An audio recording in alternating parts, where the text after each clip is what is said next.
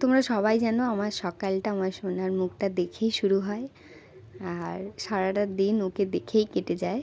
তো তার মধ্যেও দেখো আজকে আমাদের বাড়িতে আমার শাশুড়ি মা বড়ি দেবে, চাল কুমড়োর বড়ি। তো তার জন্য দেখো এখানে চাল কুমড়ো হচ্ছে গিয়ে কেটে নিয়েছে, কেটে ওটাকে জল ঝরতে রেখে দিয়েছে, আর এখানে ডাল পেশাই করে নিচ্ছে মিক্সিতে। তারপর এখানে জলটা ঝরে যাওয়ার পর চাল কুমড়ো আর সেই যে ডালগুলোকে মিক্সি করেছিল সেগুলোকে একসাথে ভালোভাবে করে ফাটিয়ে নিচ্ছে। তোমরা যারা যারা বড়ি দাও, যাদের বাড়িতে বড়ি দেওয়া হয়, তোমরা নিশ্চয়ই জানো কিভাবে কি করতে হয়।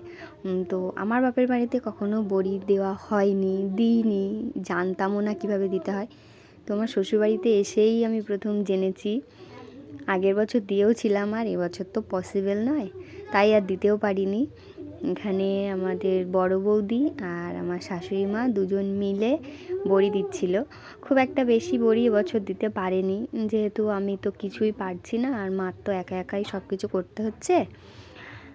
তো অনেকটাই প্রবলেম হচ্ছে, তো যেটুকু পেরেছে সেটুকুই দিয়েছে। আর কাপড়টা দেখে বুঝতেই পারছো, এটাতেই আমাদের বড়ি দেওয়া হয় সব সময়।